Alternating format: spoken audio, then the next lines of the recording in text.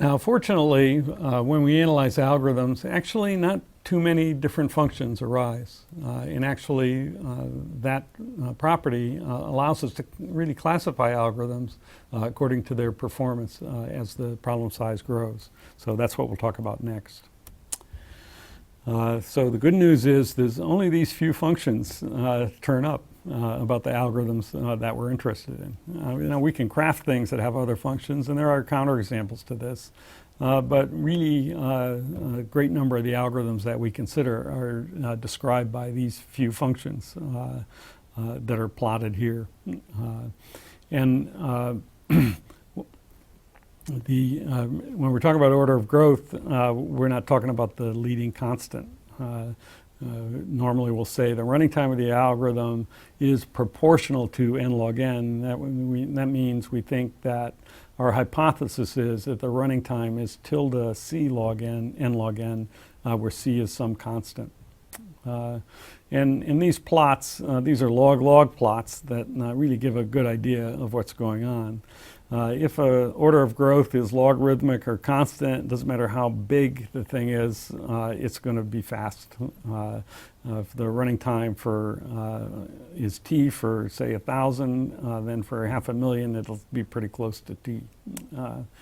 If it's linear, if its order of growth is proportional to n, then as the running time, as the size increases, the running time increases correspondingly. And the same is true almost if it's n log n. So those are the algorithms that we strive for. They scale with the input size. As the input grows, so grows the running time, and that's a reasonable situation to be in. As we talked about when we talked about union find, if it's quadratic, the running time grows much faster than the input size, and it's not feasible to use such an algorithm for large inputs. And cubic is even worse. So what we find is for many algorithms, our first task is really simply make sure it's not quadratic or cubic. And these order of growth classifications actually come from kind of simple patterns in terms of the code that we write. So if our code has no loops in it, then the order of growth is going to be constant. If our code has some kind of loop where the input's divided in half, and so binary search algorithm is an example of that, then our order growth will be logarithmic, and we'll take a look at that analysis. But if you do the doubling test, it grows almost linearly. If you have a huge input and you double the size, it's still going to be, I'm sorry, not linearly, constant, just like if it's constant. You'll hardly notice that log n. If you have a loop where you touch everything in your input, then the running time is linear, proportional to n. So a typical example of that would be find the maximum or count the number of zeros, our one-sum problem. A very interesting category is the so-called n log n algorithms or linear arithmetic algorithms. And those are the ones that arise from a particular algorithm design technique called divide and conquer. And the merge sort algorithm, which we'll talk about in a couple of weeks, is a prime example of that. And then if you have double for loops, like our two-sum algorithm, that's going to be time proportional to n squared, as we saw. That's quadratic.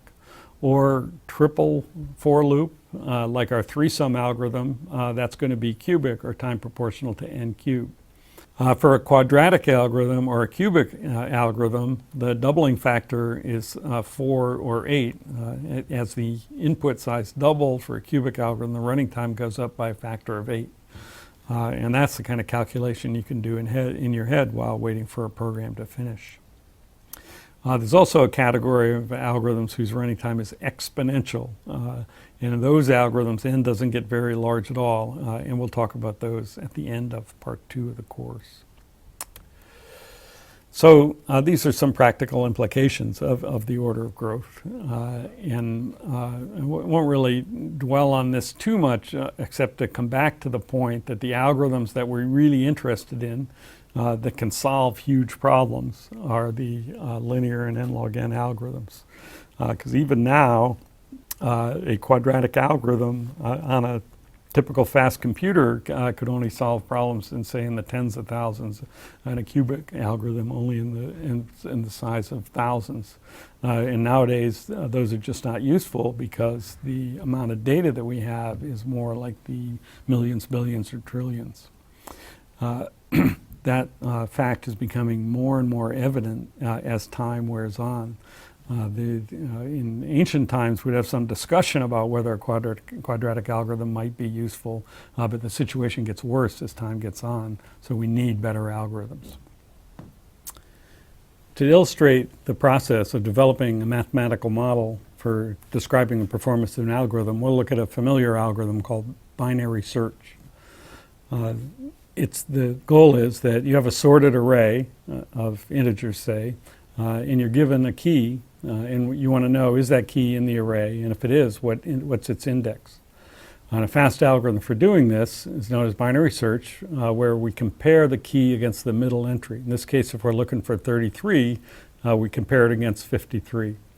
If it's smaller, we know it's in the left half of the array. If it's larger, we know it's in the right half of the array. If it's equal, we found it. And then we apply the same algorithm recursively. So let's quickly look at a demo. So we're looking for 33 in this array. We compare it against the middle entry in the array, 53, and it's less, so we go left. So now we can concentrate just on the left half of the array. Now we look in the middle of this half, that's 25, 33 is bigger, so we go right. Now we concentrate on the right half of the left half, and we have a smaller subarray. Look at the middle, 33 is less, so we go left. And now we have only the one element to look at, and we found our key 33 in the array, and we return that index 4. If we're looking for something that's not in the array, we do the same process. So say we're looking for 34, it's going to be the same. Look in the left half, look in the right half, look to the left of the 43. Now there's only one key to look at, and it's not 34, so we say it's not there. So that's binary search. So here's the code for binary search.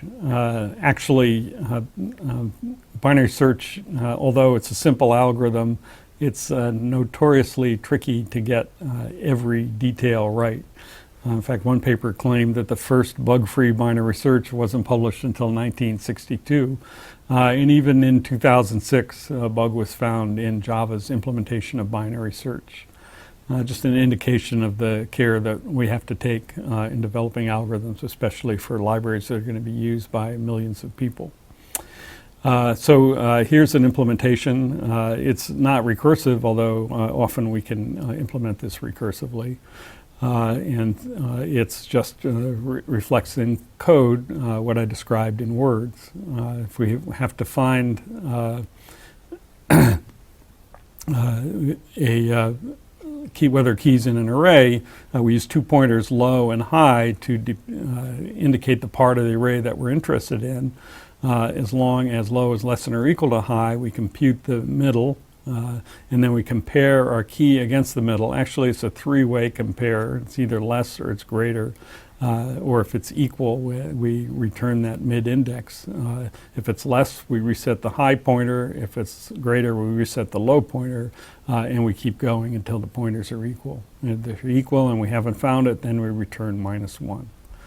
And it's easy to persuade ourselves that this program works as advertised by thinking about this invariant. If the key is in the array, then it's between low and high in the array. All right, so that's a program that you're probably familiar with. Let's look at the mathematical analysis of that program. And this is a theorem that we're going to prove. We usually, we won't do a lot of proofs, but this one's worth doing. So it says that binary search uses at most 1 plus log base 2 of n compares to complete a search in a sorted array of size n. So we do that, set up the problem by defining a variable t of n, which is the number of compares that binary search is going to need for an array of size n.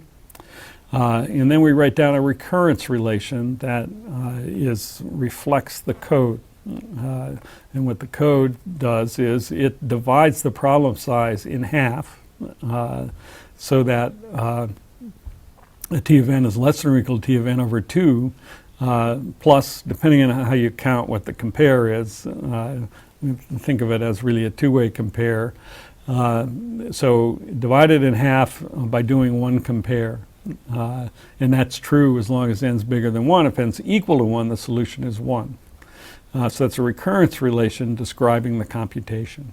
And so we can go ahead and solve this recurrence by applying the recurrence itself to the first term on the right. That's called telescoping.